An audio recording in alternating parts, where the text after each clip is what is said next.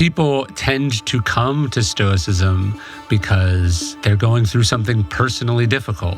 It's about getting rid of the destructive emotions, the emotions that wear at you, that are bad for the engine. Ryan Holiday is one of the most incisive young minds of his generation.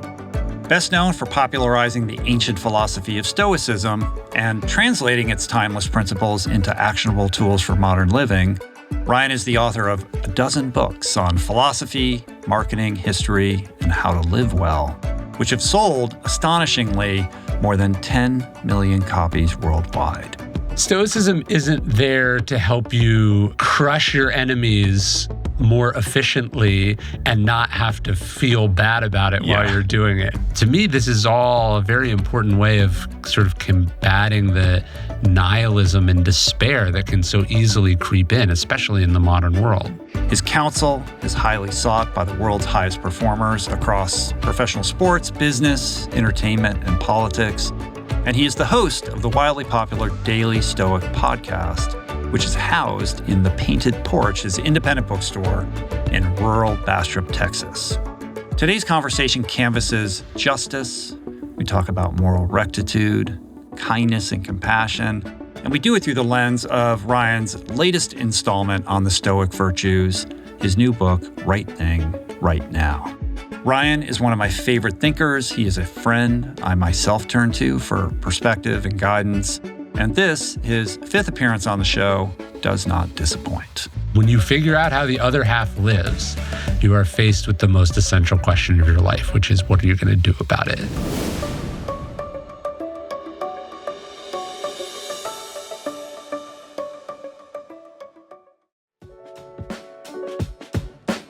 Today's episode is brought to you by the awesome organizations that make this show possible. Well, this latest book is your latest, missive from the front lines of Stoicism. The third in this series on the Stoic virtues. It's, of course, about justice. It's called Right Thing, Right Now. And it's really about moral rectitude on some level, right? And of course, it's going to, in the Venn diagram of these virtues, they all kind of overlap to a certain extent. I mean, I found this book to have a lot in common with the courage book. Yeah. Because you can't have justice without courage, especially in light of people who are pursuing justice in the face of, cultural, social, political resistance. And also, courage without justice is a strange thing. Yeah, when I started the series, I guess I wasn't fully aware of how inseparable the virtues were. But each time you try to look at one specifically, looking at courage or discipline or justice or wisdom, you go, oh, but it's kind of so writing connected. About the same thing. Yeah, and the same people doing the same things. And how you choose to talk about each one, it's really just a choice. Are you putting in this bucket or this bucket? But you're illustrating the same thing over and over and over again. Right, because if you're pursuing justice without wisdom or temperance, it's not going to come out well. Or is keeping your word, doing what you say, honoring your commitments, is that the virtue of justice? Or is that the virtue of discipline? Is doing your best, realizing your potential as a person. Sure, this is very obviously a matter of discipline and willpower, but to not give your best is to cheat someone, right? To not realize your potential is to deprive the world of something. And so they're all very, very related. I am fully convinced that justice has to be the virtue that the others orient themselves around. Because, courage in pursuit of an evil end, what's the point? Right. And hardly admirable. And then there is this idea, of course, that because you're doing the right thing, the world will just greet you with with green lights and tailwinds, and they won't, right? So you need the discipline to sort of bring that into fruition. And then wisdom is obviously the thing that helps you figure them all out. In the mix of trying to parse all of these from each other, from a writer's perspective, the challenge then becomes, how do you not be sort of duplicative in your writing, Yes. or tell the same stories again, or highlight the same historical event that, is relevant or germane to, this virtue, just as it was to the one in the previous book. It was the first time that I've ever worked on a creative project related to other creative projects. So if you're just writing a book, whatever you put it in, you put in it. I'd never had to think, well, if I put it in here, then I can't put it in there. And so it's forced me, weirdly, to sort of practice, I would say, mostly discipline and wisdom, that having to see the whole picture is harder than only sort of just thinking about what's in front of you right now. And so there was a chapter that, I forget which one it was, but there was a chapter that was supposed to be in the Courage book that got cut and rewritten to go in the Discipline book, that got cut and rewritten and appears in the latest one. Yeah. And so, yeah, it's been actually a great challenge. And it's like, I just have to be thinking more than one step ahead, which has been, it's made me better. Yeah, there's sort of a puzzle aspect to this, or an assembly aspect to putting these books together. You showed me your famous note card system, and each one of these cards gets numbered or delegated to its respective virtue. And it seems like that's a fluid thing where, maybe it could go there, but actually it's more applicable in this book about this virtue. Yeah, like I'm working on the fourth one now, and a good chunk of those note cards, so basically I do all my research on note cards. So I used to just grab your standard note cards from the store. I use 4x6 ones. And then I was like, you know what? I feel like I'm financially at a point I could print my own note cards. So I went to a printer. There's one up the street from the bookstore. And so it just says courage, temperance, justice, wisdom at the top. So as I was researching, whenever I would be making a card, I would just circle whichever virtue it was. And so there are cards that I'm dealing with now, 5 years into the series, that courage was circled, crossed out, discipline was circled and crossed out, justice was circled and crossed out. So I've recategorized this 4 times. I've thought it would be in each one of the books, and the idea has moved. Okay, actually, now I can finally tell that story. When we talk about justice, obviously we think of the legal system, we think of balancing the scales, but you are coming at this from a broader perspective. How do the Stoics contemplate justice, and what's relevant for us to understand about where you're coming from with this? When the Stoics are laying out the 4 virtues, they're not like courage, discipline, wisdom, and then following all laws, or like arguing in court. That's not what they mean by justice. What they mean is, how do you act? What do you do and not do? Discipline is like, hey, do you go for the run or not go for the run? Justice is like, how do you treat people? What's the code of ethics that you operate by? Does this also intersect with the legal system and with politics and policy? Yeah, of course. But I really wanted to not focus so much on those questions and focus more on the phrase you used earlier, which is sort of moral rectitude. Like, who are you as a person? How do you operate? And I think what I'm sort of excited by and challenged by these days is like, obviously there's all these big things that are happening in the world. But what's cool about having a podcast, or, you have a little company, it's possible to, like, for individuals to do things that previously only like countries did, or previously only like massive corporations did.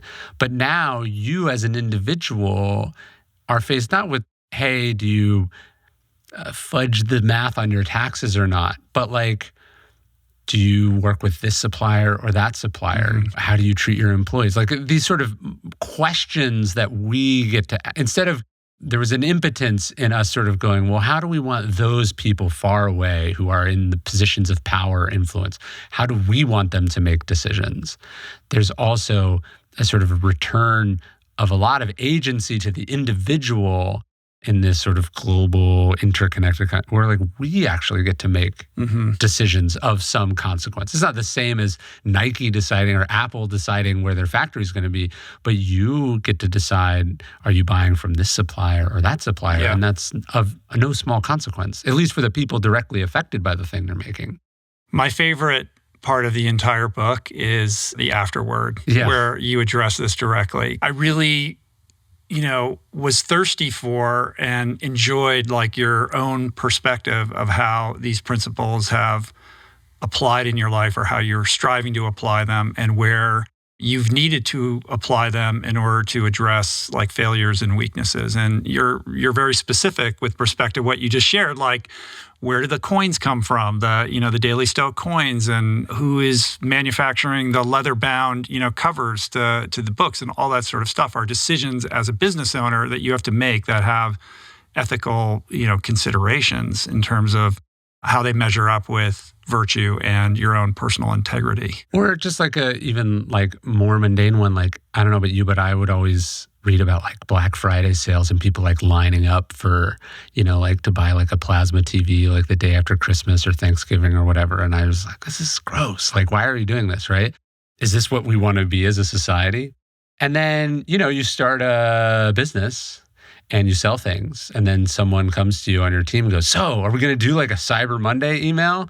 And suddenly you're faced with the decision that it becomes very real. The CEO of insert, department store was also faced with, and you have to go, oh, okay, so I think these things are gross, but they make a lot of money. Do I want to do that? And then you have to decide, and so like for Daily Stoic, we don't do Cyber Monday or Black Friday. I was like, this isn't what I like. So we do like a food drive every year. Yeah. And it's been cool. But like, how do you, I'm saying that not to pat myself on the back, but to this idea of like justice, not this abstract theoretical thing, but justice as something that results from the decisions that you make in your life in the sphere in which you happen to operate. Mm-hmm. So some of us are the CEO or the founder of Patagonia, and we make a decision that can impact tens of thousands of employees. And then some of us own a little bookstore in Texas, and we go, hey, do I want to give my employees the day off to be with their family? Of course, it seems awesome, but the cost of that is this number. Mm-hmm. Are you okay with that? Mm-hmm. Like, justice is that. It's wrestling with that. Mm-hmm. I don't want to hold myself up as someone who's like always making these great moral decisions, but the idea of principles being a thing that cost you money, or things that challenge you, or that you are allowed to do, and in fact may even be like an industry practice, but whether you should do them, whether it's the kind of person you want to be, is an entirely separate question. On some level, it feels like you're wrestling with the outer boundaries of agency. Stoicism is so much about controlling the controllables and letting go of what you don't have control over, right? It's a serenity prayer sort of exercise where you realize like all I can do is have domain over my actions, my behaviors, to some extent my thoughts, how I respond or react to, the external world. And within that, there is a sort of circumscribed sense of agency. I really don't have any control over all these people. And as much as I would like all these people to arrange themselves to my liking, this is not only a fruitless exercise, it creates misery and suffering and all these other things, right?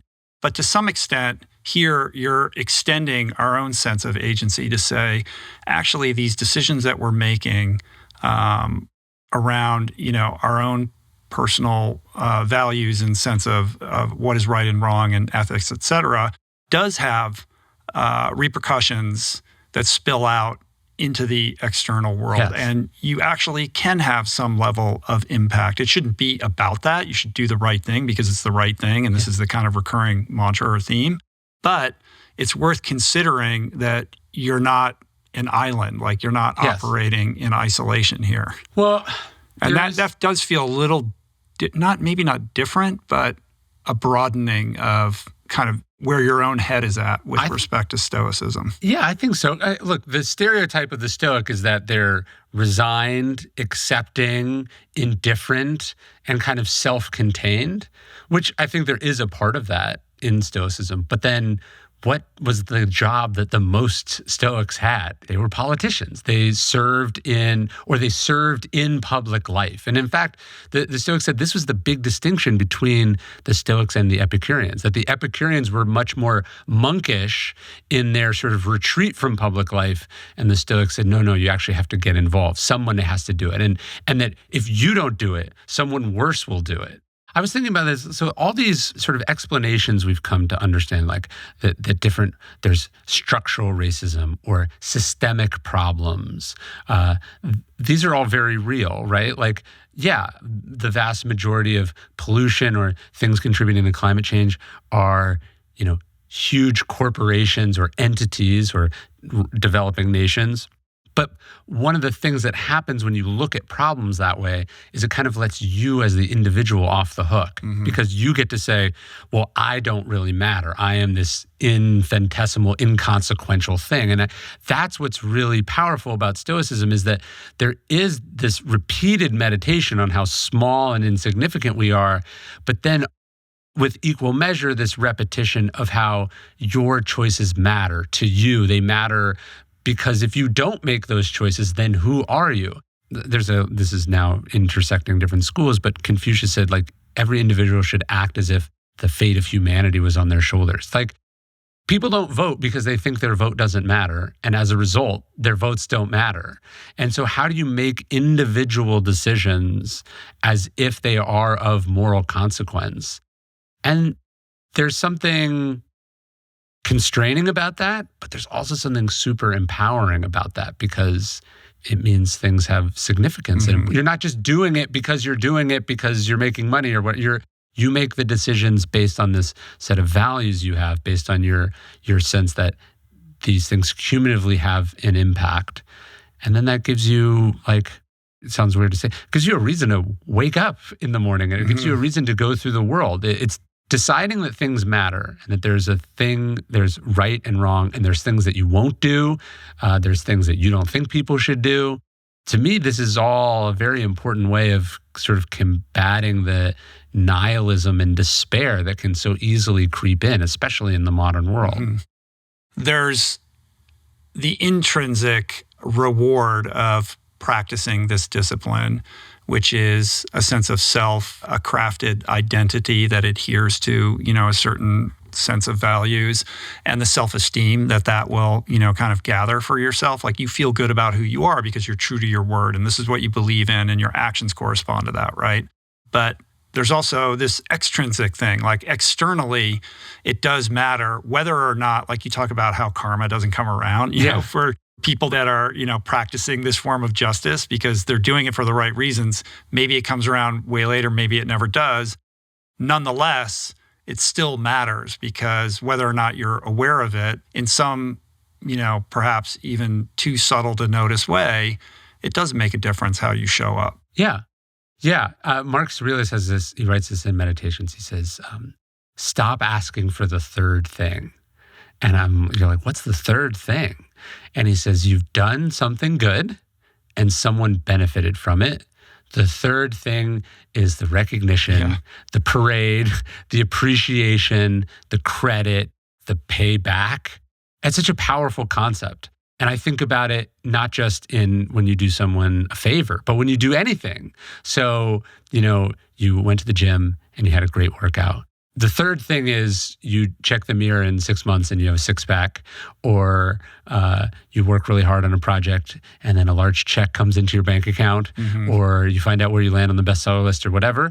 That's the third thing. But if you can get to a place where you do the thing and you get the enjoyment, the satisfaction, the appreciation, the landing of the thing, it is received by the world, it benefits someone, and you just go, that's enough. If this third thing happens, if karma is real, if it does come back to you, if it does make a positive difference, if you do end up, winning or whatever, fantastic. But the more you can detach from needing that third thing to justify one or two happening, you're in a really wonderful place, and you're very free. Because the thing that can happen is you do this thing, you slave away at it, you work so hard on it, or you do this thing that costs you that, you didn't have to do, and then it's not appreciated, or it's rejected, or you're made fun of, or it flops. And if you had an expectation that that's how it was going to go, and then you don't get it, you're devastated, and you're probably not going to do it again. And this idea of not needing the reward is a very powerful place. The doing is its own reward. Yeah. right? Always and every time. Basically, every school says that. Yeah, of course. This is not a new idea, right? Oh my God, I had this epiphany. I wrote a book about it. Yeah. In the context of justice, though, you highlight all of these examples. Of course, there's Harry Truman, there's Harriet Tubman, there's the women's suffrage movement. There's all these, sort of characters that populate the narrative, as they always do in your books. In this particular one, though, these are people who not only are not getting the satisfaction for being recognized for their, acts of justice and courage, they're in some cases reviled, or, on some spectrum between just being dismissed and unrecognized to, outright pilloried for their actions and their behaviors. Yeah, Martin Luther King Jr. was disliked by a majority of the country. He was disliked by a significant percentage of Black people, even in that time. And then he was murdered. Right. Right? So, this idea that, because you're right, because your cause is morally righteous, because it's good, it's going to be received with open arms. It isn't, which is another thing I really I think is a problem we have today. I think it's wonderful, particularly with younger people, just how idealistic they are, and their notions of fairness and equality and equity and all these things are huge leap forwards. And it's kind of embarrassing that they're not commonly shared beliefs. But there is attached to that a kind of expectation that once it's been articulated, it will just become policy or law. And it's really important that people understand that every change is by definition bad for the people currently in power. Mm-hmm. That it's a hostile act, you wanting to change things or redistribute things or recalibrate things. It's bad for people who have gotten successful in said system. And so there will be opposition, often very intense opposition. And the ability to be right about a cause is one thing. To be able to execute said cause or bring that thing into being requires, again, this is where these virtues come in, not just courage, because I think a lot of activists are very brave. They're willing to go to jail. They're willing to risk criticism, whatever. But also we're talking competence. A cause is not raising money. A cause is raising and then deploying effectively said money. And so that's something I think a lot about. It's not just being right about the thing, but then doing something about the persistently, consistently over a very long period of time. Yes. In a sort of war of attrition with power. Yes. Yeah. Yeah. The civil rights movement was not a series of marches that changed people's minds. It was a series of marches designed to generate an overreaction by police and local officials, who would then inflict bodily harm and arrests, which would raise public sympathy and generate headlines. And then there was also an incredibly effective legal movement behind that, an incredibly effective policy movement behind that, an incredibly effective sort of lobbying movement behind. There was all these things happening. It was this comprehensive reimagining of society with quite a bit of strategy thrown in there. The women's suffrage movement is another one. It's 100+ years of organizing and protest and challenges and ballot referendums and prison sentences over, multiple generations that finally bring this thing into effect. I really was fascinated by the suffragette movement because it's not a thing you go, women wanted the right to vote and men didn't want them to have the right to vote. But of course, there were many, many, many women who were what they called anti-suffragettes, who didn't feel like women. And so the battle that these activists had to engage in it was incredible, and the coalitions that they had to organize around with You had black women and white women. You had poor women and rich women. There's this big debate in the suffragette movement about whether Mormons were allowed to be suffragettes in a time when polyamory was still legal in parts of the United States. And so you had these people who disagreed on so many things having to effectively come together to make this thing work. I also think it's worth noting that it's easy to look in the rear view and just assume that everybody in the moment realized that this was a problem, like this was a wrong that needed to get righted, yes. right? And that is not the case. And so those who pursue justice for the sake of whatever particular cause it is in the moment of that struggle are not perceived as, warriors for justice. They're sort of like, These are crazy this is not people. a problem we need to solve. Yeah, they're crazy people. They're maligned and kind of, cast aside. Yeah. So it's like there's the women who were suffragettes and there were anti-suffragettes, and they were the minority on both ends because the vast majority of people didn't give a shit at all. Mm-hmm. And that's the first hurdle that you have to give over. I tell the story of Thomas Clarkson, who basically single-handedly creates the abolitionist movement, which destroys slavery first in the British Empire, then in sort of globally. And 12 people get together in a meeting and decide, hey, maybe the slavery thing is like not okay. And that seems crazy that there was a meeting about that. But for effectively all of human history up until that point, everyone had either agreed or not thought that much about whether you could own and control the labor of people who looked differently than you, or people who had lost a war to you, or people in another country that you didn't care about. Like, this great man of history theory that like individuals change the world is not popular in academic circles. It's not popular particularly amongst the kind of the people we were talking about earlier, people who believe in structural explanations or intersectional explanations. And these things are true, and they're lenses that we have to understand the world through. And yet, there are individuals who have fundamentally changed our understanding of what's possible, what's right and wrong. Like, Gandhi wasn't just this guy who kicks the British out of India.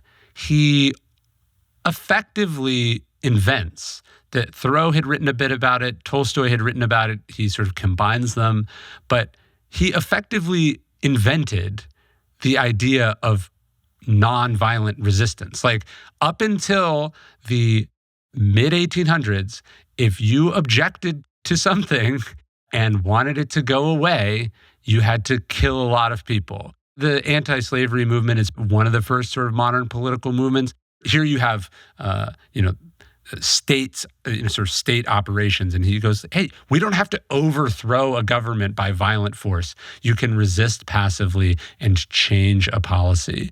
And so these are things I think is worth pointing out. The Stoics could not have conceived of. Like, these are inventions. These are modern inventions that are incredible. Like, as impressive as any of the technology we've come up with. The idea that, hey, we can get together and pressure the systems of power or business and make them do things differently is one of the most profound human contributions that have ever existed. Your point about organization and competence and structures is really important. But at the helm, you do need a leader. And these leaders who are flawed human beings, they are symbols. They're like avatars for a different way of thinking about something, right? Like in the case of Gandhi or MLK or, choose your whoever, you highlight many of these in the book.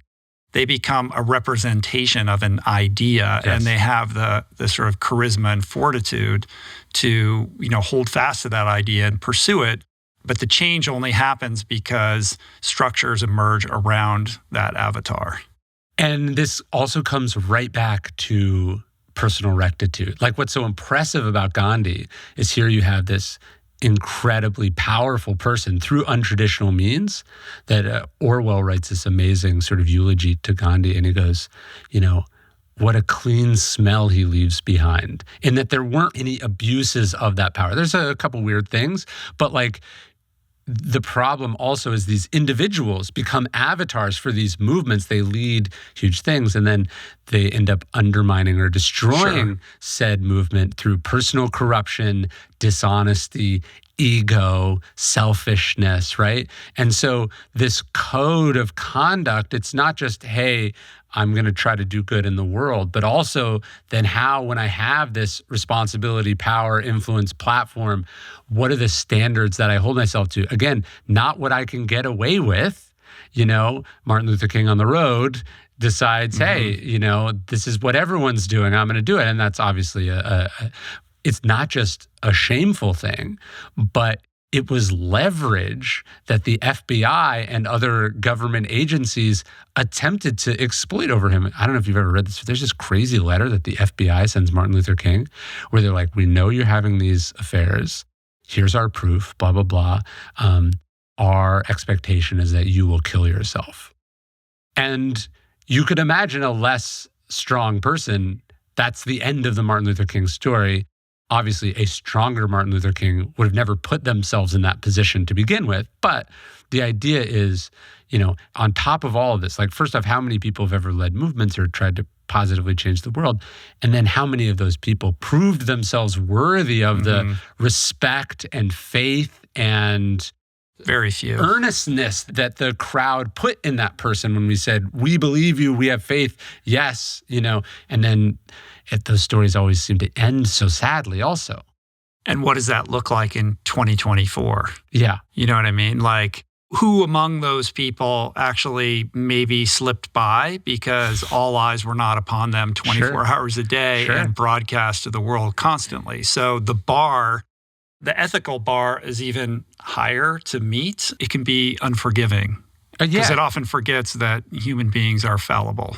Yeah, it's always disappointing. You're like, you really admire someone, you think they have all this potential, they're doing this change, and then they blow it all up to have an affair or for this, suddenly they open themselves up to a bribe or something, it happens, right? And so again, it's not just, hey, I'm in support of a good cause, but what's the personal standards that I hold myself to? And do I also, on top of that, have the discipline to stick with them, to live within my means, all that? I bet there's a lot of you out there who've been pondering that new website you'd like to have, but just haven't pulled the trigger. Well, with Squarespace, it's easy and affordable to build your own beautiful designer website.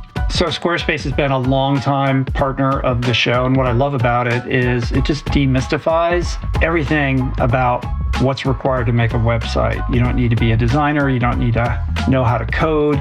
Everything is right at your fingertips. They make it super simple, and they've got these unbelievably beautiful templates to choose from that are oriented around whatever your needs may be. Whether you need a simple landing page or a full-on online shop, Snap, Crackle, Pop, Squarespace has the tools you need to launch your business, including e-commerce templates and inventory management. So make that website. You got it.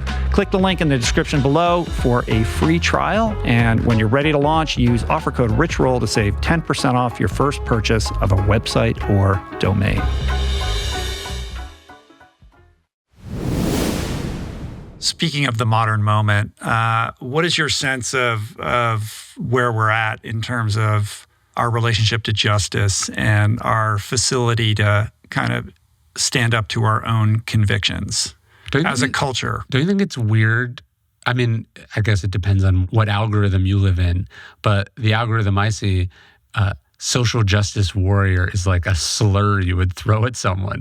Like, what does that say about our society that, like, that's how you would dismiss someone as being an idiot or annoying? Like, of all the things you would want someone to be a warrior for, what's a better thing, right? Yeah, it's become a pejorative. And you even say to the book, like, virtue signaling. I mean, that's like a slur, right? Yeah. But wouldn't you want to be signaling virtue? Like, you write all these books about virtue. Like, you're the ultimate virtue signaler, Ryan. Like, you are this, laser beam, this lighthouse, like emitting this high wattage bulb of virtue, to the world. And look, just because someone doesn't live up to the virtues that they're talking about, it doesn't mean that the things they're saying are incorrect. I think we're all and there's a difference. Individuals. There's a difference between doing your best to model virtue and performative virtue for the sake of, kind of extrinsic reward or the approval of strangers. Yeah. And look, I think there's also a difference between falling short and being a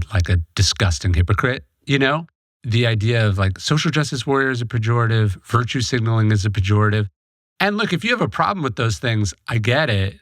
But what are you saying they should be doing, right? There's something weird about our society where it's very good at tearing people down as being impractical or idealistic or whatever.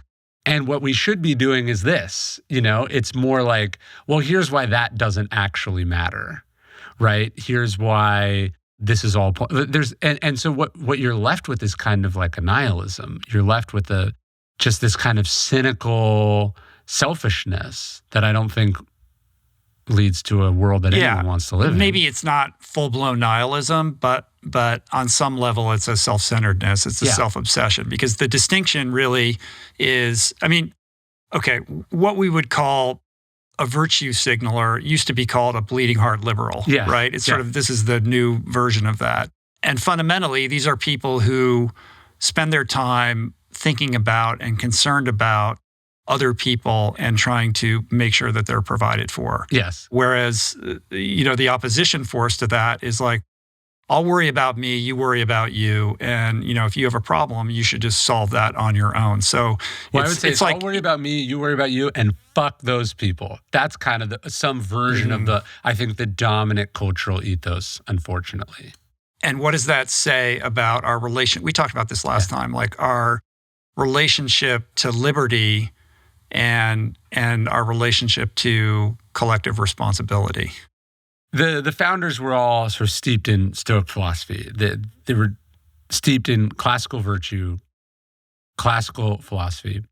And so it's important that we understand that as they laid out a society that empowered the individual and protected them from the state. So they were reacting to an oppressive sort of religious structure that tried to dictate how people lived, because the religions differed, people had different beliefs about different things. It's great that so many rights and choices are delegated to the individual. That's the society you want to live in. But part and parcel of that, and certainly the fundamental assumption of the founders, was that all this freedom would be counterbalanced by personal virtue. Adams has a line about something like how we would go through it like whales through a net. That the system of government we set up was not fragile, but insufficient to handle an immoral, fundamentally self-absorbed, cruel society. And that so it was these classical ideas layered on top of these innovations in how government was structured. And I think we've neglected that. I did this piece for The Economist a couple of years ago where I was talking about how we have a statue of responsibility. This is a line from Viktor Frankl, but he's talking about how there's a Statue of Liberty in New York Harbor, but there is no corresponding Statue of Responsibility. And the idea that you're free to do it, but that doesn't mean you should do it. And what kind of world would it be if everyone did what was good for them in this moment? And we're not checked by a consideration of how their actions affect other people or the commons. Liberty can't exist without a collective sense of responsibility to one another. And I think we are in a moment, or we've arrived in a place where we over-index on the importance of our personal liberty at the cost of the collective responsibility that's required to enjoy those liberties. And I think, when you think about liberty, which is like a core precept of being American, right? It's protected by the judicial system and the legislative system that creates, dictates and constraints around, to protect our personal liberty. But we don't have that for collective responsibility. That's sort of a voluntary thing that we're just relying on people and their better nature to practice, I guess. I think I've seen this a lot in the discussion about free speech. And I think you and I both know a lot of people sort of in this space that are very sort of that we shouldn't be mandating these things, we shouldn't be forbidding these things, we shouldn't be punishing these people for, and I agree for the most part, right? That people should be free to say what they want. Legally, they should be free to say what they want. Does that mean that if you own a company, you should allow your platform or your product to be weaponized by people to do things that are like incredibly damaging to society? Probably not, right? Or there's a difference between a lawyer protecting somebody in court from legal consequences for something they said, and whether that person should be shunned or held accountable by their friends. So like, I was thinking about this the other day. I keep hearing people go, this is free speech, right? But they don't seem to be prefacing it with, I mean, look, it's obviously wrong and horrible to say, and no one should be saying it. But if you want to protest as a neo-Nazi, you're free to do. Do you know what I mean? Mm-hmm. Like, there's this kind of reaction to political correctness where people are going, this is free speech, this is free speech.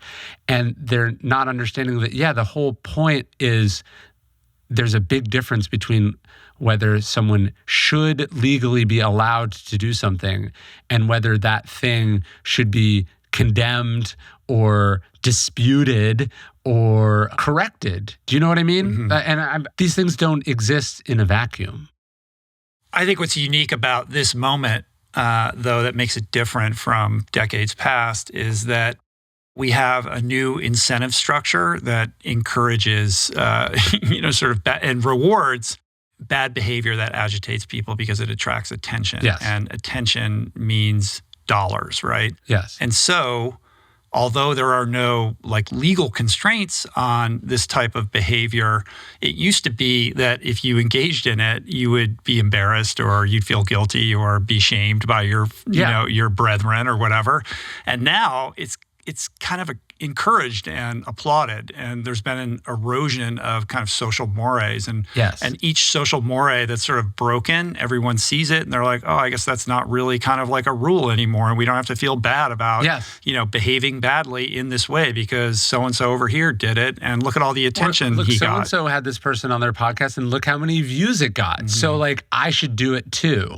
And instead of going, that person's a monster.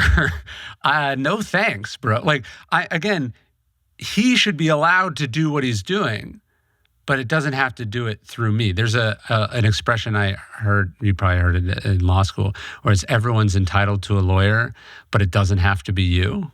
Yeah. You know? And I don't think I was good enough at that early in my career. But the idea that like there's this difference between these sort of abstract legal principles and then the decisions that you're going to make as an individual about what you're going to be a party to or not.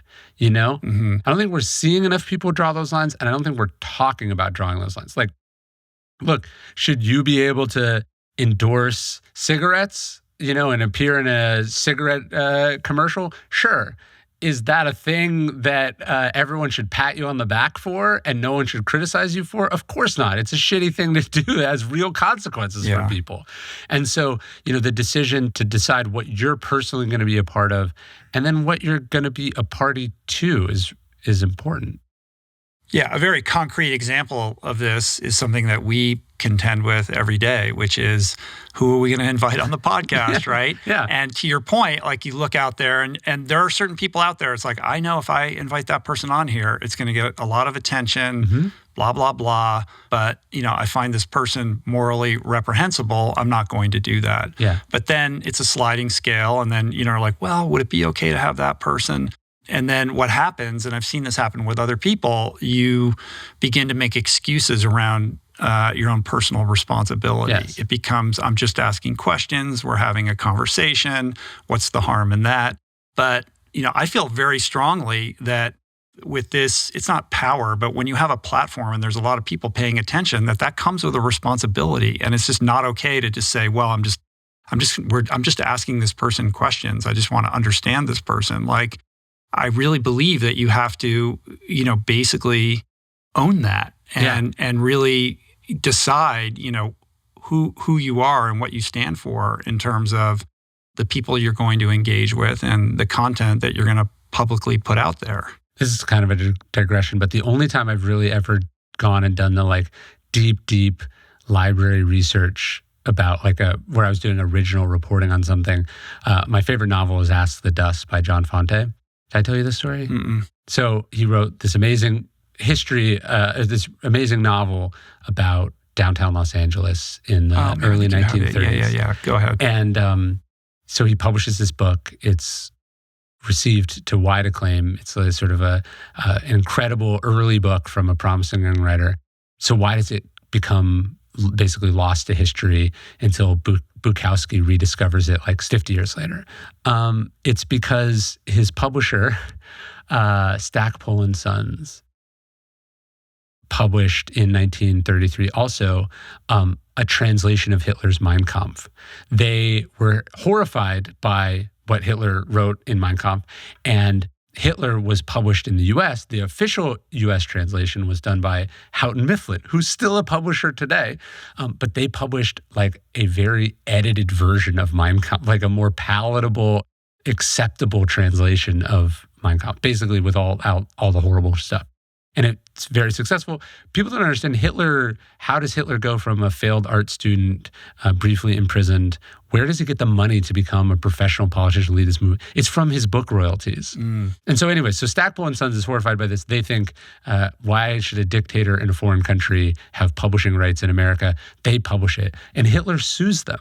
Hitler's agents sue Stackpole and Sons in U.S. federal court, and he wins. His agents and Houghton Mifflin and Hitler win the lawsuit, and the costs of fighting the lawsuit, the urban myth was that it bankrupted the publisher. Really, it just, this huge legal fight squashes this promising young novel they're also publishing, and it's forgotten from history.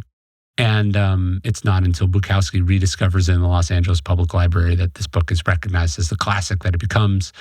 It's an amazing book. It's one of my all-time favorites. But the point is, this free speech discussion about whether people should be allowed to say or do whatever they want is inseparable from, one argument about Mein Kampf was if more people had read Mein Kampf, we would have known what Hitler was up to, and maybe the things would have been prevented. And the irony is, when Houghton Mifflin, they mail a copy of their edition to FDR, and FDR had read it in German already, and he writes back this letter, which I talk about in the piece that I wrote. He's like, "This is morally reprehensible what you've done here. These are not the same books. You're taking the edges off this monster." In any case, yes, more people should have read Hitler. And at the same time, the platforming of Hitler is what allows Hitler to become Hitler. And so these discussions about free speech, they don't exist in a vacuum.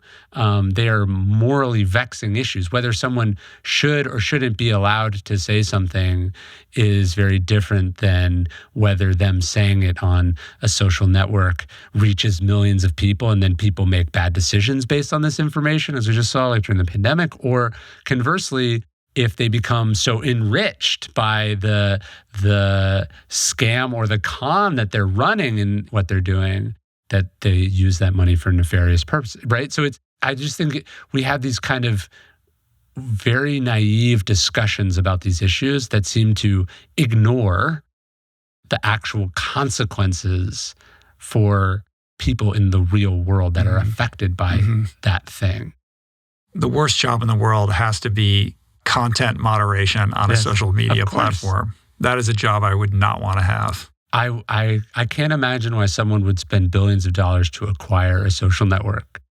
It sounds like a nightmare. It is. I mean, and so many smart people have written about what a vexing problem it is and how basically even the best sites are doing a bad job, and even despite their best efforts, it's sort of this imperfect science.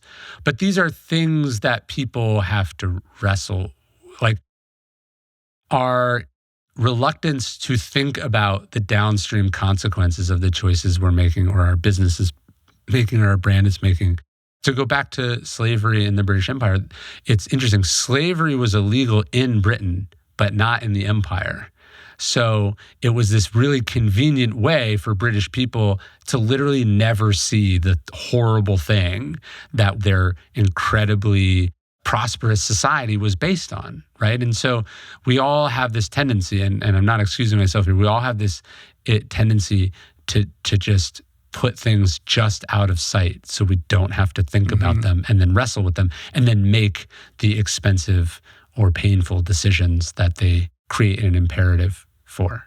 When you think about justice and how we're conceptualizing it in this and practicing it in this moment, I can't help but think about, you talked about how we all have our own kind of bespoke information silos driven by these algorithms.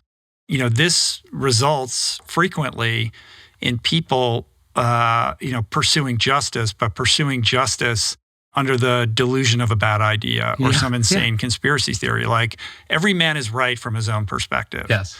And there are people who are like, I am doing what Ryan is telling me to do, right?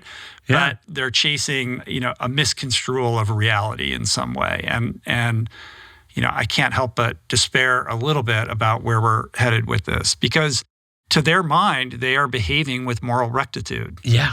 Yeah. I'm thinking a lot about this for the wisdom book. I'm doing a chapter on our timeless tendency to fall prey to demagogues and scams and cons and fanciful, self-serving thinking. And so this is where these virtues are so inseparable, because your protest, if incorrect, it doesn't matter how. Like, there were obviously in the Civil War people who thought they were defending themselves from invasion. This was obviously preposterous, and they couldn't have been defending a worse, more morally unjustifiable cause. But it is interesting how Southern society was set up to perpetuate and suppress the information that would have allowed people to see things differently. Do you know what I mean? Like, there was a reason slaves weren't allowed to be taught to read. It wasn't just that they would become smart and escape. It's that then if you kept people stupid, then you didn't have to see them as human beings. Anti-slavery activists were lynched or driven out of the South. Their newspapers were burned down. There was this whole, you want to talk about like a snowflake culture. There was this culture designed not just to prevent people in the South from thinking that slavery was bad, but designed to teach them from cradle to grave that slavery was a positive good, and that every other society was either participating in the same thing, or that the abuses and life of Black people in the North was so much worse. And so, the ability to think for yourself. You have to think for yourself, yes. And you do need to do your own research, and yet that is an imperiled pursuit now. Yes. As well. Yeah, to actually understand things. There's a definition that wisdom is knowing what's what, right? Like, wisdom is like actually seeing things as they are. And that's such an important part of justice. There's a story I tell in the book where Theodore Roosevelt's being asked to vote on this bill. There are protections for the cigar making industry. And he's sort of a laissez-faire capitalist. His father had been, his family came from this long line of industrialists. And so his inclination was, well, what does my party, think about this thing? That's what I'm going to go with. And this activist, Jacob Riis, says, why don't you come actually look at where they make these things? And he goes down there. To his credit, he had the curiosity to do it. And what he sees scars him for the rest of his life. And that's something Jacob Riis said. He said, he's the guy who wrote the famous book, How the Other Half Lives. He says, when you figure out how the other half lives, you are faced with the most essential question of your life, which is, what are you going to do about it? I think we, at some level, know that if we discovered this or saw this or knew more about this, we would have to do some things we don't want to do. And so the ability to get out of your bubble and go see the thing for yourself is such a powerful, powerful thing. Sure, we all would like to believe that, if we were in 1934 Germany or, in the South, or, that we would have made the right choice, right? Yes. But we would have acted, in accordance with the circumstances of the day, most likely, without, an extreme amount of courage and wisdom and all of the things that you're talking about, right? So with that, like, what is the version of that exists right now, that's right under our noses, where there are people who are speaking out against a certain injustice, who are not being welcomed as heroes, but are instead being maligned as pariahs. Yes. Yeah, I mean, I'm thinking about this. What's the climate movement that's like defacing all these monuments? Mm-hmm. Their cause is almost certainly correct. The methodology by which they're going about it, you could start to have a discussion about it. The suffragettes would break windows and destroy things. So I guess the jury's out. But what we know from studying the past is that the vast majority of people were okay with a thing that seems incomprehensibly evil to us today. And so I think first off, just the open-mindedness that just because something's okay now doesn't mean it's actually okay, and you probably just don't know enough about it. But I mean, obviously you're one of the sort of leaders in this space and you talk a lot about it.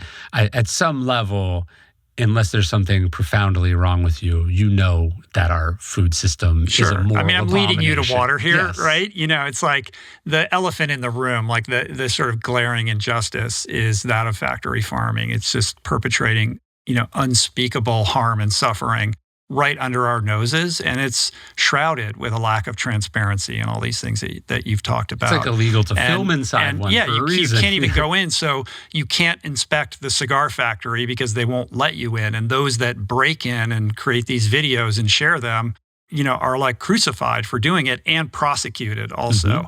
There are laws to prevent this, and those laws exist for a reason, which is to maintain the status quo and keep those in power, remaining in power. But I have to believe that in, I don't know how long it'll take, 50 or 100 years, we're going to look back on this systemic way in which we, provide food for humans as being just utterly inhumane and reprehensible in so many ways. Yes. And I think I always try to catch myself when I am being deliberately ignorant of something, like, we all know the videos exist, and there's a reason we don't watch the videos. It's because, one, we know they're going to be deeply disturbing, and then it's going to make it hard for things to go back to normal. Yeah, it's confronting because it's asking you to measure up your behavior and your agency with a level of willingness to take action on that. And nobody really likes to have that internal conversation with themselves. Yes. It's easy to just go about your way, especially when no one's asking you to do anything either, right? Yes. But I think the reason that we don't like looking at those is because inherently, fundamentally, we are all compassionate people, and we don't like seeing that. Yes. And we don't like the fact that we're participating in it. Yes. It doesn't sit well with us because we know that creates dissonance with our own virtues and our own set of ethics. And so if we dismiss these people or call them crazy or, shut the laptop down and refuse to look at it, it's just an easier way to, not have to really think about that too much. And it's even easier because of these laws that, shroud it in mystery and inhibit our ability to have a transparent arm's length understanding of what's actually going on. And this is what's so fascinating about Thomas Clarkson's campaign against the slave trade is, like, I'm sure you've seen that famous graphic, like, of a slave ship. It's like this detailed schematics of an 18th century slave ship and where all the slaves went. It's all labeled. Like, I saw it in a history book when I was a kid. He commissioned that drawing. Like, people didn't know. They just and they would listen to the propaganda or the lies of the people coming back to some port in Birmingham or whatever, going, oh, it's all fine. The horrors of what was happening was obscured. And Clarkson really figured out a way not just to detail that very effectively, but so on the one hand, he's showing, like, here's how it's operating on these people. And he creates probably the first political, I don't want to call it a cartoon, but like sort of like an advertisement. He has this famous image of a black man and over it says, am I not a man and a brother? He humanizes slaves. Like, he's asking this question that people were not asking then. Like, is this person with different hair and skin a human being like you? But he also does, he publishes the math on the crews of the slave ships, right? Something like 20% of the crew members on slave ships wouldn't return. They would die. So he's showing it's not just bad for these people that you don't really care about. It's bad for the people you do. It's bad for your sons and husbands. And so he was really effective at sort of understanding that different people are going to be persuaded by different things. Some people see the horror of something and they get it.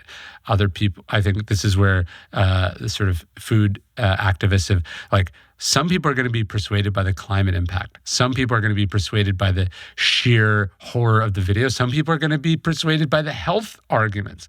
The ability and willingness to weave all these different arguments there and to nudge people a little bit here, a little bit there, is ultimately what gets public opinion to go from 100% in one direction to sufficient in another direction to bring about legislative change. Sure. In the food industry context that you just shared, there's, of course, this sort of animal rights, suffering, compassion avenue or on-ramp into that.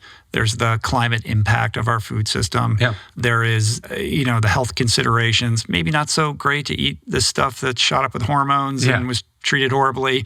And then there's also a human rights aspect to it, which is this isn't great for the people that are working in these places. Yes, exactly. And then also the people in the surrounding areas when they're just spraying all kinds of chemicals and refuse everywhere. It's just, it's causing health problems and it's degrading, the environment. There's the point being there are all these different aspects to issues like this that are interesting to different people for different reasons. And there is, of course, a variety of ways to be an activist around this or to communicate these ideas.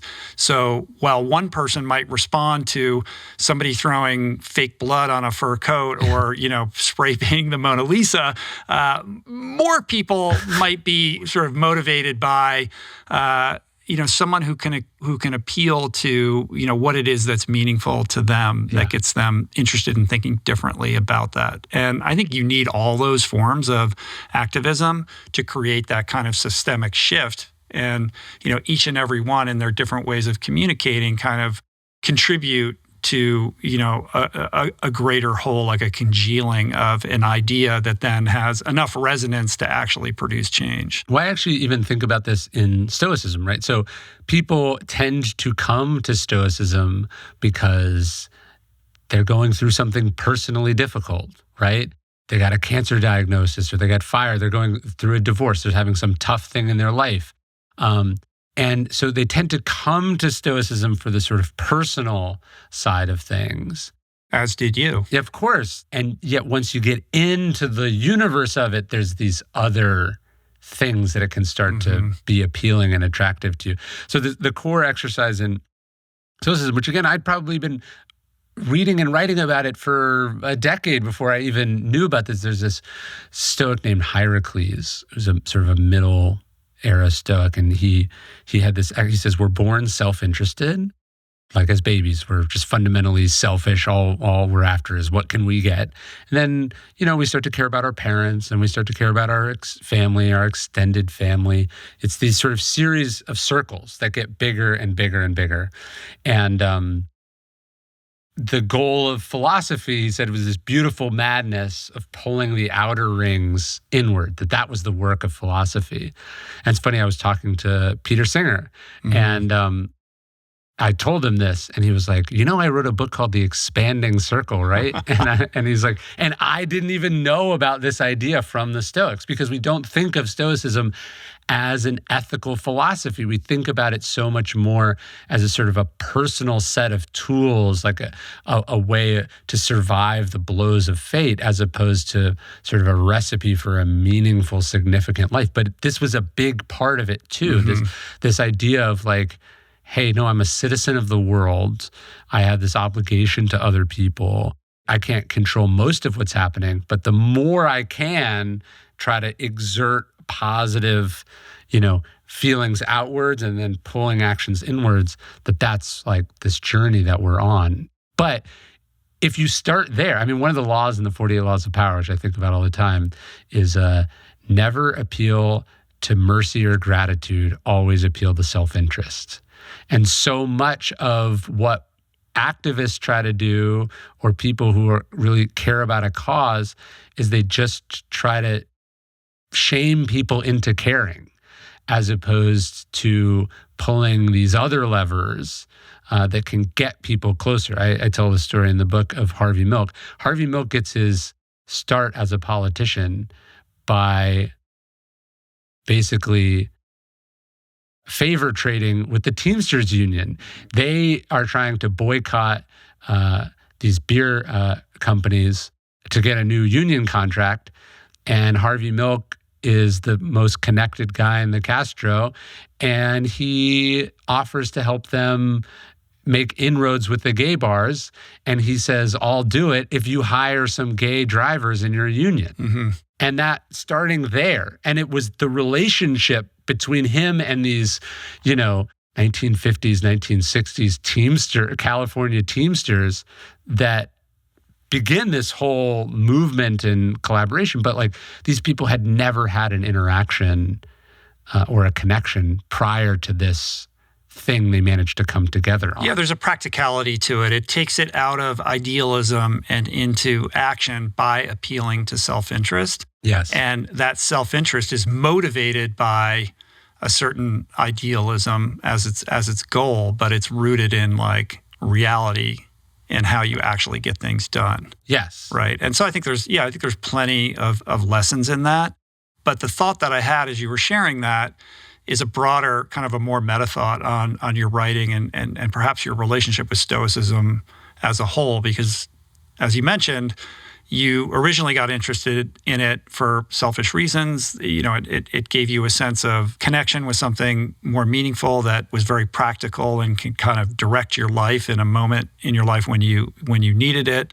A sense of maybe not identity, but a belonging to something. But it is a very kind of inward-looking thing, right? Yeah. And I think it is attractive for a lot of people. You say in your afterword also, like particularly young men, right? As this sort of guidebook to help them make sense of their life.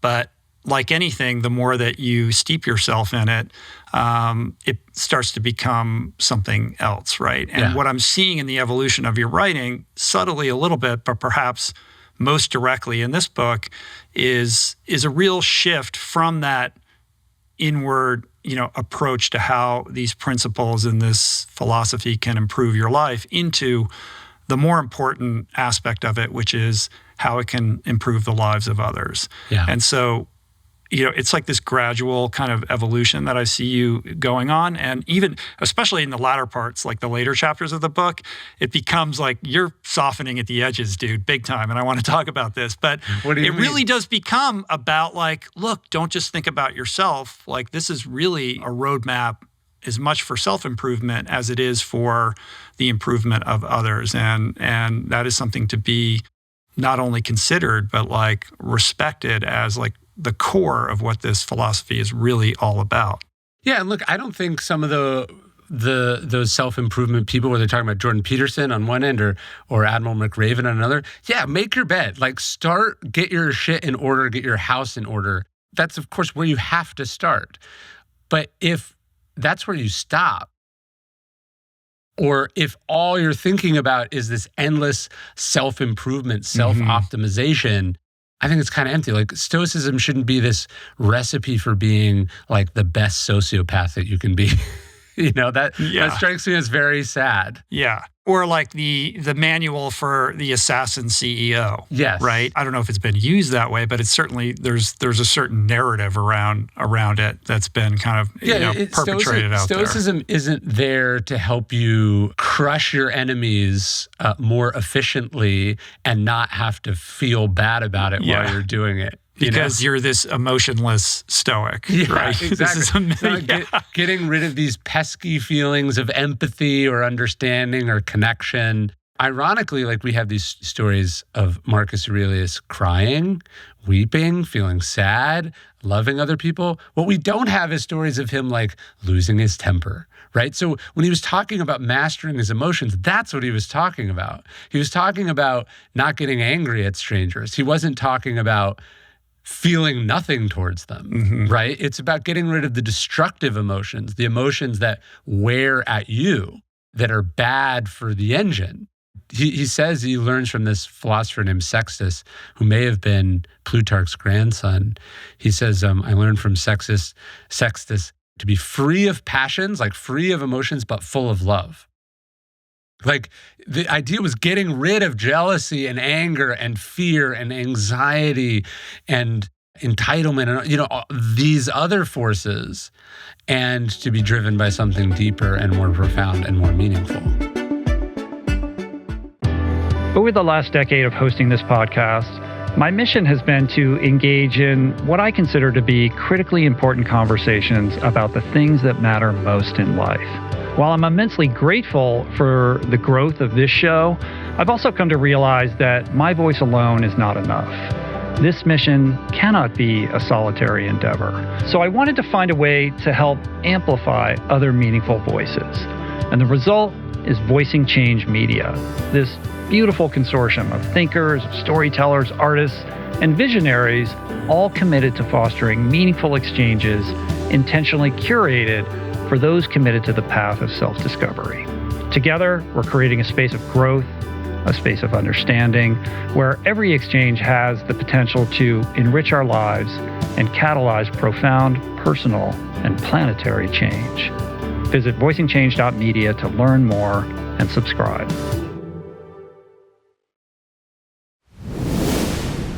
The issue that I've always had with Stoicism, the struggle that I've had, is that it seems to be one of kind of practiced self-circumscription. Like how do you hold yourself back from your inner demons and, kind of keep them compartmentalized and at bay so that you can behave and show up as your best self. And obviously there's great practicality in that, but at the same time, I've often found myself thinking, where is the soul in all of this? What is the kind of deeper connection with something bigger, within this kind of world of Stoicism? And to be honest, I've sort of found it somewhat lacking. Where is the appreciation of awe and wonder? And, I've been thinking a lot about happiness and love. I just got back from, traveling to India to see the Dalai Lama with Arthur Brooks. And the Dalai Lama will tell you that our purpose is to be happy. And Arthur Brooks will say that happiness is love and that love is a decision. But Arthur will also say that happiness demands a relationship with the transcendent. And I think the reason I find Stoicism somewhat cold is that I feel like it's missing that appreciation or prioritization of having a relationship with something. You can call it transcendent. You can use whatever word you want. Essentially, it's a word that means the ability to see outside yourself and a humility to embrace the fact that we might not be able to know all the answers and that maybe something else is going on here. And I think Stoicism does answer those questions in practical context, but I think it's missing that kind of faith piece that I'm yearning for. And I know you just talked to Pete Holmes, right? I'm sure he probably wanted to talk to you about this as well. I think it's in there. I know. And here's the point that I wanted to make. I said you were softening around the edges. In the final kind of couple chapters of the book, you're talking about Gandhi, and you did something I've never really seen you do before, which is you're actually talking about love, and you're talking about how, kindness is really the underpinning of all of this. And you're sort of flirting with these ideas for maybe the first time. I know you talked about Buddhism and some other kind of faith traditions in the Stillness book, but this felt a little bit new, and within it, an appreciation for oneness. You're talking about how we aren't separate. We all share this. I'm sure this is going to dovetail into temperance. How do we treat others? How do we treat the planet? All of these sorts of things. And I guess I've just never seen you kind of grapple with those larger ideas. I haven't had as much space in the books. The previous Stoic books were about very specific things, right? How to overcome obstacles, how to beat back your ego, etc. And so there wasn't, I think, as much room to explore these ideas. But to me, they all fit fits very clearly under the virtue of justice. But it's interesting to think like we only know like some of what the Stoics said because only some of it survives to us. They're doing this cool thing. So at Pompeii, there were these libraries. People had libraries of all these ancient texts in their houses in Pompeii. And then this volcano comes and it flash freezes them, right? And so we can see like these rolled up scrolls that we know contain lost philosophical works. They can now scan them. They can like shoot x-rays in them and see what's inside. And they're now running this contest. They're feeding them through these massive AI computers, and they're able to decode some of what's in there. And they've already gotten one that they can tell is an Epicurean text, and they have like one sentence from this thing already. So like we could wake up a year from now, 20 years from now, and you could be pretty embarrassed because the Stoics apparently are speaking all about these things. I don't know. What does your intuition tell you about what might be discovered? I think there's going to be so much more. The Stoics are going to come off as so much more well-rounded than we thought they were. Because what Meditations is, it's this incredible work of literature. You have the most powerful man in the world write notes to himself about what he's specifically struggling with in that moment. So it's a lot about his temper. It's a lot about his fear of death. But there is also, he talks about, he says, your soul rejoicing in perfect stillness. So he thinks he has a soul. He's talking about it. He's talking about his connection to other people. He's talking about how history is the same thing happening over and over again, and that we're all part of this continual tradition. I think it's there. I think the oneness is there. The connectedness is there. The love is there.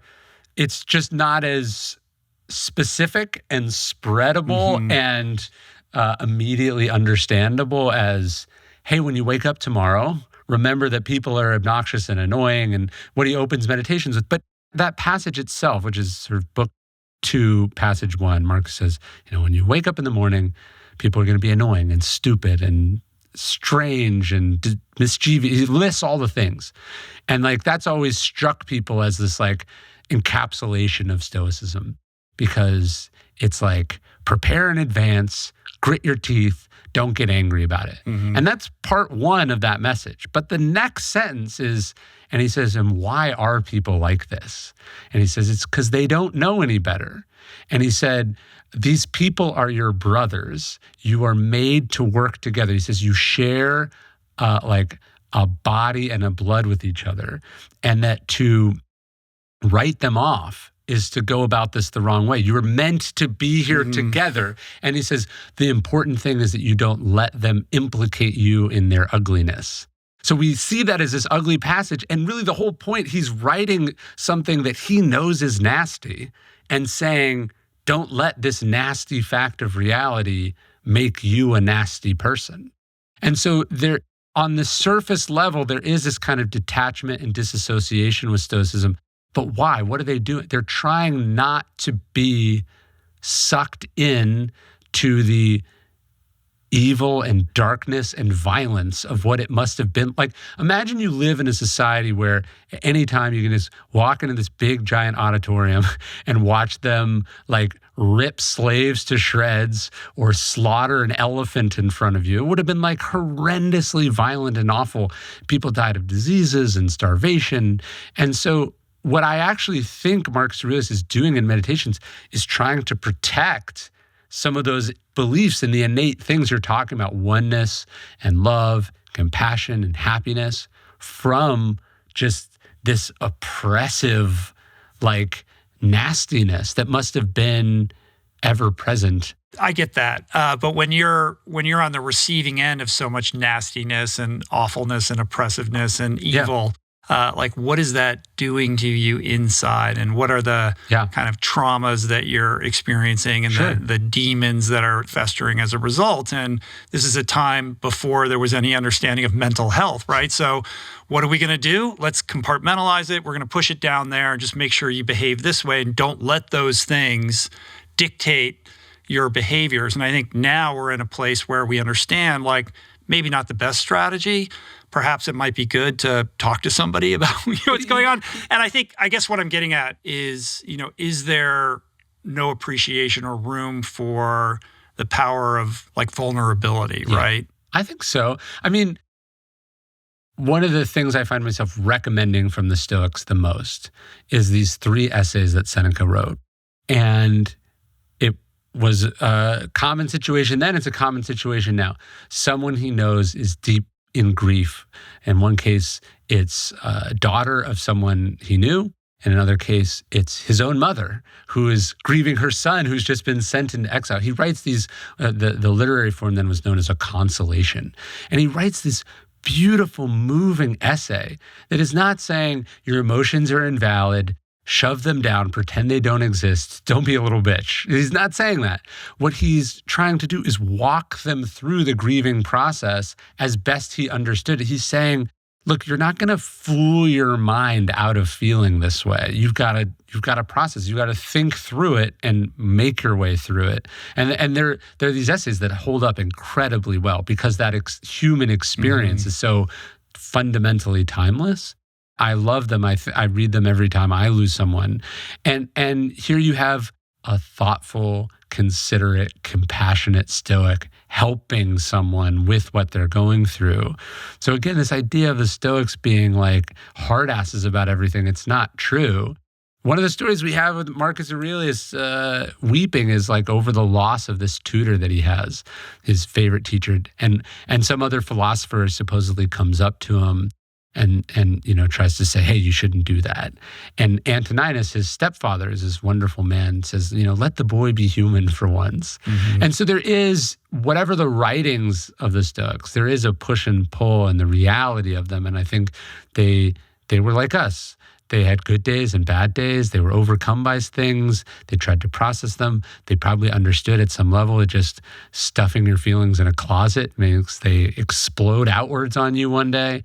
So I don't know, maybe I'm projecting, but the more I read the Stoics, the more I find those sort of deeper, more meaningful themes in them. They're just not what you're looking for at first, because what you're looking for is, how can I stop getting distracted or whatever? We're looking for these really practical things, which philosophy doesn't help us enough with. So the Stoics are really unique in that regard, but they also have I think, a wonderful set of tools for just like being a good and thriving person. Is there any aspect of Stoicism that has failed you or to which you've turned for counsel and it has like let you down or led you astray? Well, I don't rely much on the Stoic physics. Okay, yeah. There's I'm talking a whole bunch about of in things. like your personal decision making and how you're, relating to your life. Yeah, look, the Stoics don't have that much great, parenting advice. They don't get too specific about that. They don't, talk about women too well. There's like whole aspects of it, I think, that we were saying earlier that like we should understand, nonviolence was an invention. And so was the consumer boycott, which Thomas Clarkson pioneers in the anti-slavery movement. Like, understanding the effects of trauma, understanding how the brain works, understanding even like nutrition. These are all like inventions that did not exist. And I think we're seeing legally in the United States the abysmal preposterousness of like originalism as a legal doctrine. I'm not an originalist when it comes to the Stoics either. Like, what did they say about these things? Like, let's take that and then let's give them the benefit of the doubt that had they known about these other things, they would have incorporated the ideas into their philosophy. That's something that hit me somewhat recently, kind of a mind-blowing realization that Stoicism was ancient philosophy to Marcus Aurelius too. Zeno founds it, around the 4th century BC. Marcus Aurelius is writing Meditations in 160 AD. It's older than Shakespeare is to us. Like, this is a multi-century evolution just between Zeno and Marcus Aurelius, the A to Z of it. The idea that we should have just stopped, in the next 18 centuries, I mean, that seems silly to me. How are you shouldering this responsibility that you've taken on to be this steward of Stoicism for the modern age? Like, I'm thinking about an experience we had last year where we both found ourselves in Arnold Schwarzenegger's office at the same time. You were back in the Austrian room doing a podcast with him, and I was waiting for him to finish so I could do it. And then in between, we kind of all met in the middle, and it was surreal. You know, you're holding the Conan sword, and like he's telling us about all. It was like that was a wild experience, right? Yes. Unbelievable. But I'm sure most meaningful for you is when you talk to him about the fact that like Meditations is the book that's on his bedstand, right? Or he has like Daily Stoic. Is it a Daily Stoic? And he had it there too, right? Did he have it there? I think so. It was strange and surreal, and certainly not what I expected. I was thinking about this the other day. Like, if people ask me, like, did you have any idea that this is how it would go? And I realized, like, if I had, I don't think I should have been allowed to write a book called Ego is the Enemy.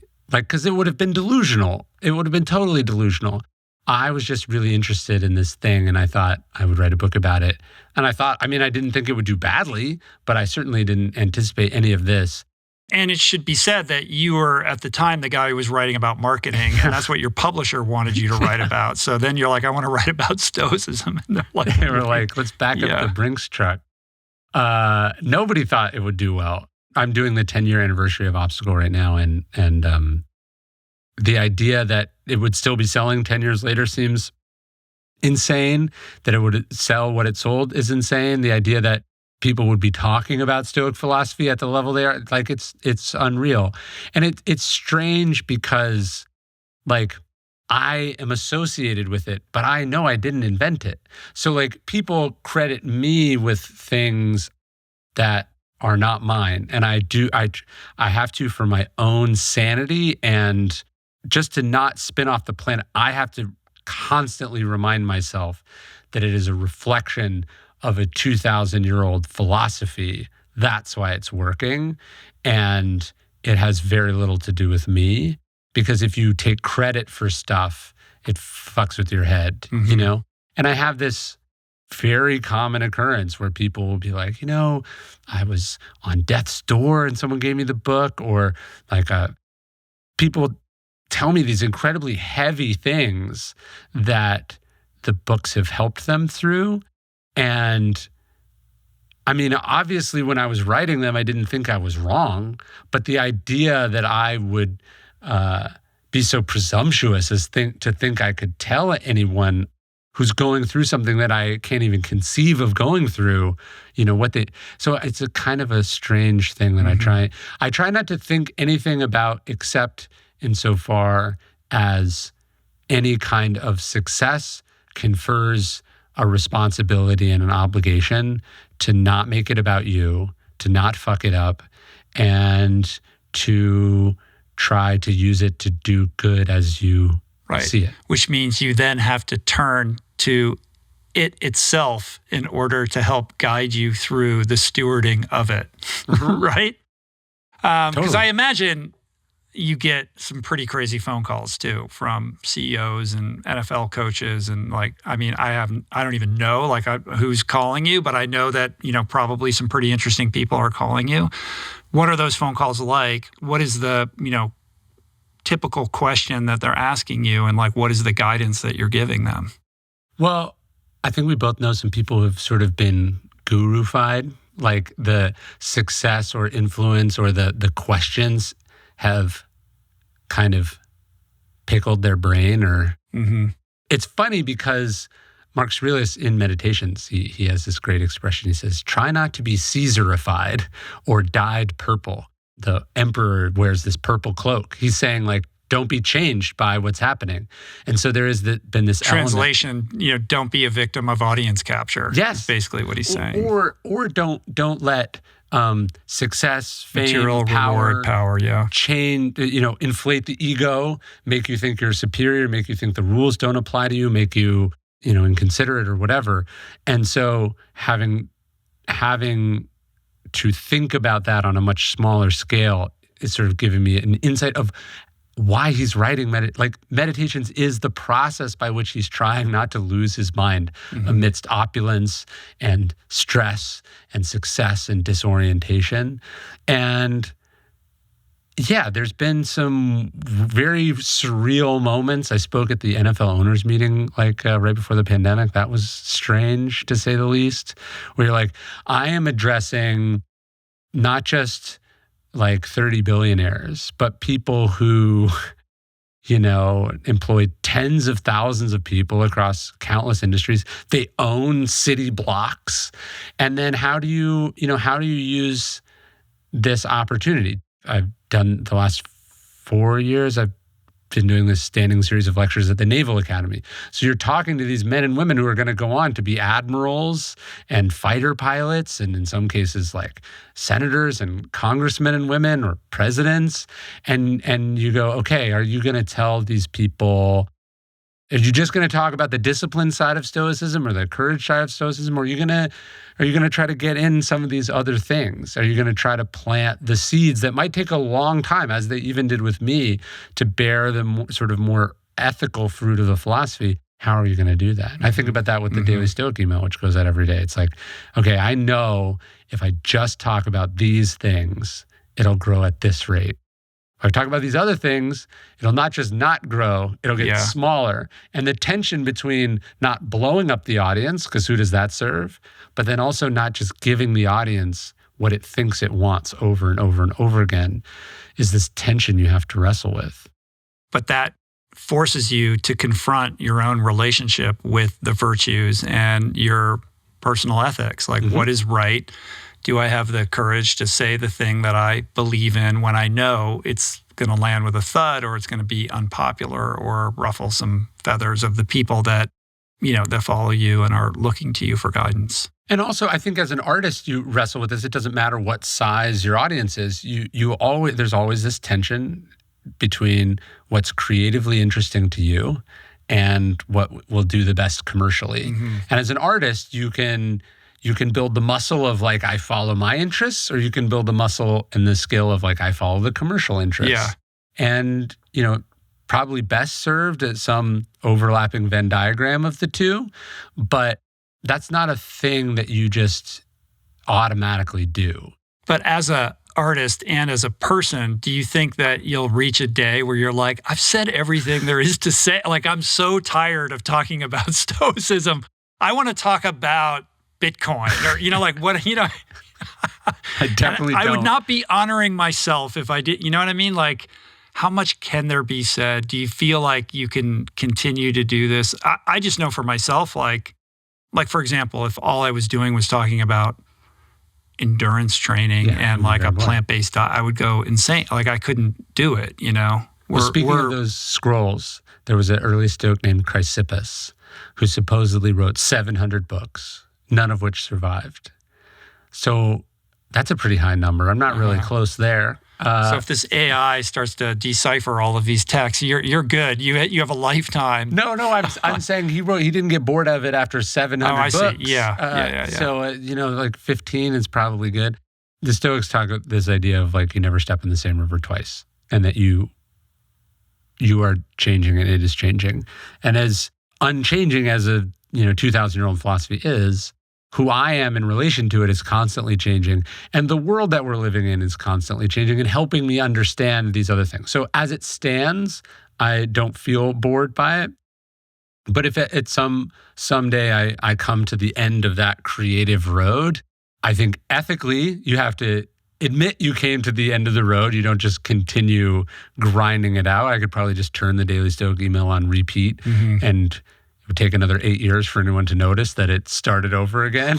But I don't feel that right now. It remains very stimulating to me. And I take on different projects that challenge me in different ways. So right now, I don't feel bored. Right. Like, you wrote the conspiracy book kind of in the midst of all of this. Yeah. And that's certainly, something that, like, when you've completed this virtue series, do you see a book that's a little bit different to kind of like, reset the palette a little bit? Yeah, or just something stylistically that's different. Like, even, obstacles is the way, ego is the enemy, stillness is the key, similar in size and style in some ways to this 4 Virtue series. But the fact that one is a series and the other isn't was creatively a huge challenge that I've been wrestling with for 5 years. So I think you want to pick your challenges inside of what you're doing also. So even if you're doing it the same way, it's like you think about someone who's trained in martial arts for many years, like it's the same cycle of lessons, but they go every day and they try to find something else to be challenged with. And I think every day you get older, so you're who you are in relation to these ideas is so different than who I was at 19 reading meditations in my college apartment. What is the biggest challenge that you have, or what is the Stoic idea that you struggle the most to master? Well, I talk about the virtue of discipline, which is a core Stoic virtue, but the other word they use for it is temperance or moderation or balance. And I think anyone that's becomes successful at something, a performer at something, is by definition a bit compulsive about it, right? And so I think I struggle with not a deficiency of discipline or drive or willpower, but probably a surplus of it. And so I think, who I was 15 years ago and who I am today, I'm much more balanced. So it's like, on the one hand, I'm much more balanced. Could I honestly describe myself as balanced? No, those are very different things. So I think I'm making progress, but I struggle with what I write about and who I am as a writer, professional doing the thing. These things are somewhat in tension with each other by definition. It's like I, the person, am attempting to be Stoic. I write about Stoicism, but the profession is itself not. And how do you smooth that out? Yeah. I appreciated the honesty around how that surplus of discipline that you have, like you were frank in the afterword about your awareness of how that impacts other people, right? Like this realization, like everybody wants discipline, everybody's chasing it. I too, like this is not my problem. But the problem is that discipline then isolates you from the people you care about because you have this goal and you're in pursuit of it, and other important buckets of your life get less care and attention. When you think about, like, if you see an athlete who can do these incredible things in the field and you hear about their training rituals and their routine and however, like, unless they're like a lone wolf, which we very rarely are, other people's lives are orienting or orbiting around this, planetary sort of force. And as my wife pointed out, we were talking about something and I was talking about how hard it is for me, like, I'm like, this isn't like fun. It's like exhausting and it's hard work. And whether you're traveling to do media or you're grinding yourself down on a book. And she was saying, like, sure, but you get like also the rewards of it, and she was saying, like, it's also hard and disruptive for us, but it's like not our dream. Like, we're supportive of you because we're supportive of you, but we're not all in this together in that way. And that was like an interesting way for me to think about it that I hadn't conceived. It hadn't been fully part of my consideration that, like, and like the irony is I'm also not that interested in the rewards, right? Like, that's not what's getting me out of bed. It's more the process of it that's rewarding. But the process is also taxing and disruptive and exhausting. You're not the only one who's paying that tax. Yeah. I mean, it's like, hey, everything is pivoting around this. But like, you're the one that gets to go on the court and play. Well, the good news is now you get to write the book about temperance and you get to learn about yourself in the process, Ryan. Right? Is that the next one? Is that the one you're doing now? Temperance is the discipline one. Oh, it is? I did that. Oh, okay. So the next one is wisdom. All right, wisdom. But I read that book. What? I read that book. Yeah. It all bleeds together, Ryan. Thanks. Wisdom is the next one. When I was in New York, this is actually a similar insight. So I was in New York to do all the press. I was there for like a week. And my wife and I were on the phone and she said, do you think if I wrote a book, like I would go to New York for a week and you would, just take care of all this stuff? And I was like, of course I would. And then I was like, but I have to be honest, I think after 16 times, I would be like, enough. This is enough, And then realizing like, okay, yeah, because I'm always lost in the thing, the cumulative toll of it is less apparent to me. And that's one of the things I was wrestling with at the back of the book, is just going like, what is it? What is it like to live with me? I don't know if I would, people go, is your wife a writer? And I go, I wouldn't want to live with one. It sounds horrible.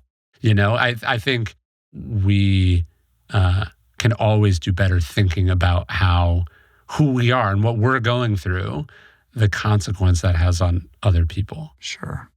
Sam used to put these Instagram posts up, though, about like the real Ryan. Like, here's the Ryan you think he is, and like, let me tell you about who he really is. Yes. I haven't seen any of those in a while, but maybe it's time to resurface that. I don't think they were all bad.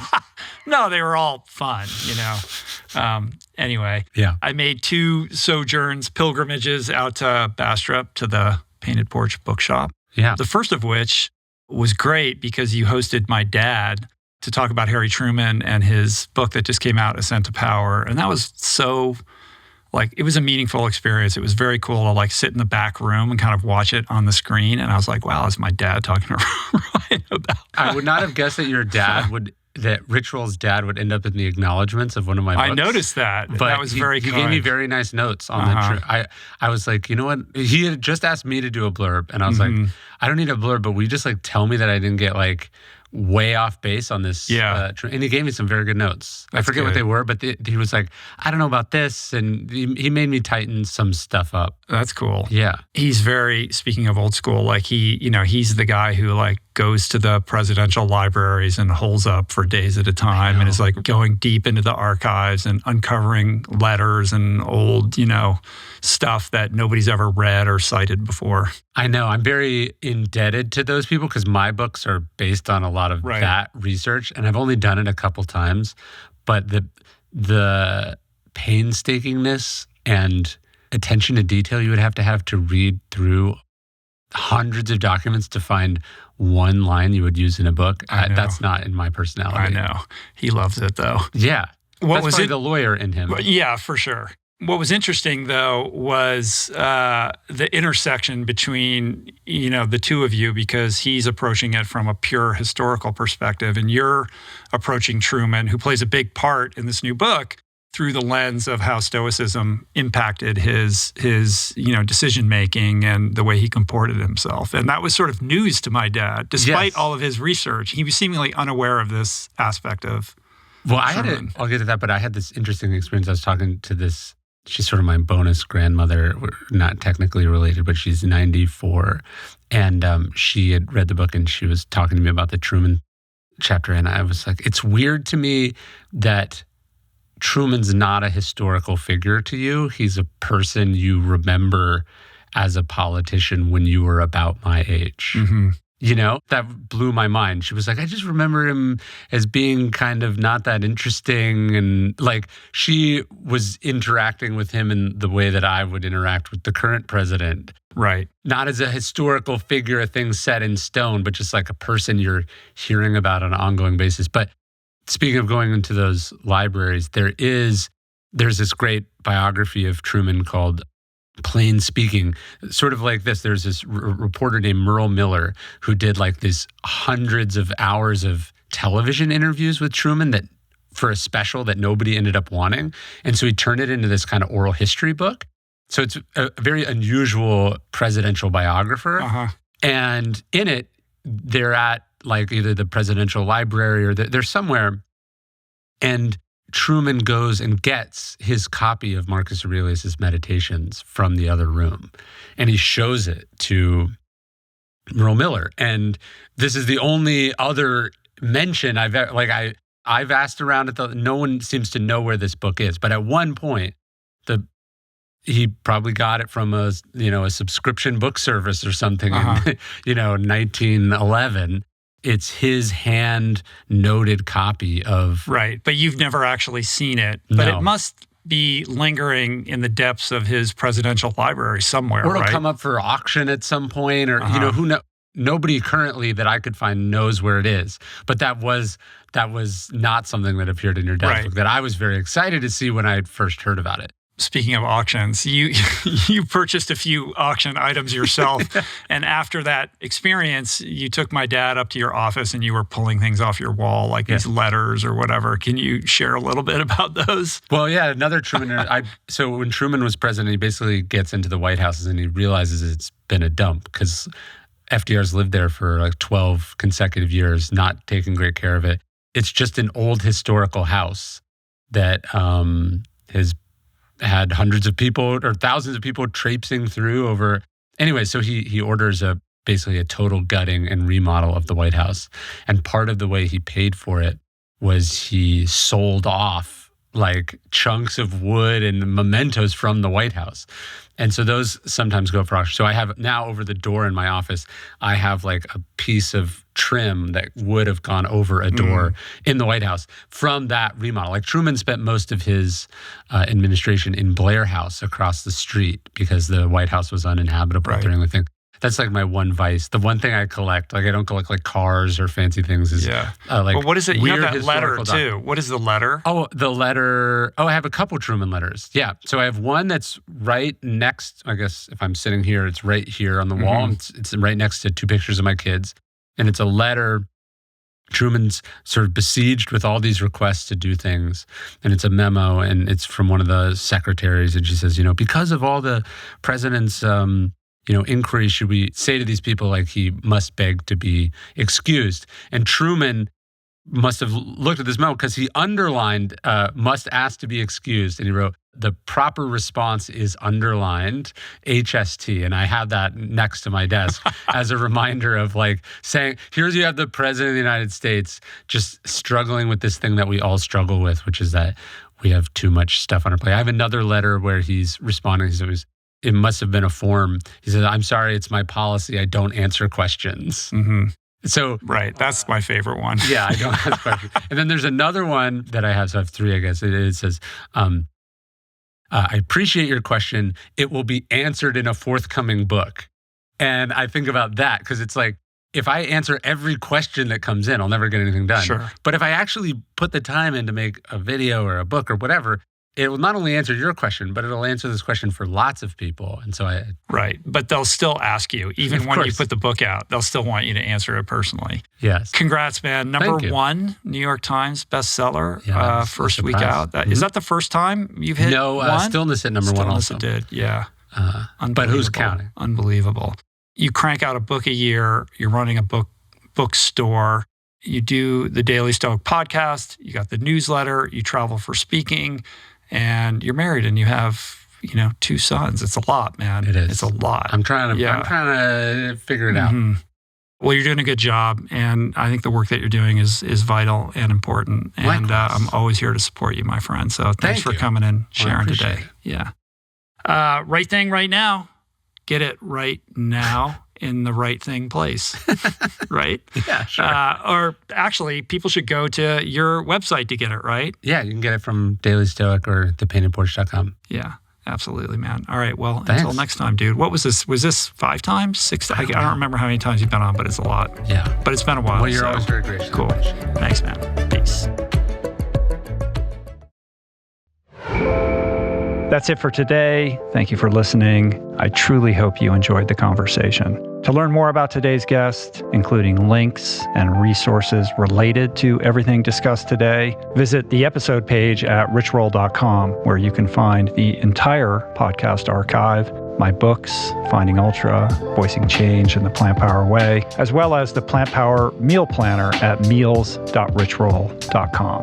If you'd like to support the podcast, the easiest and most impactful thing you can do is to subscribe to the show on Apple Podcasts, on Spotify, and on YouTube, and leave a review and or comment.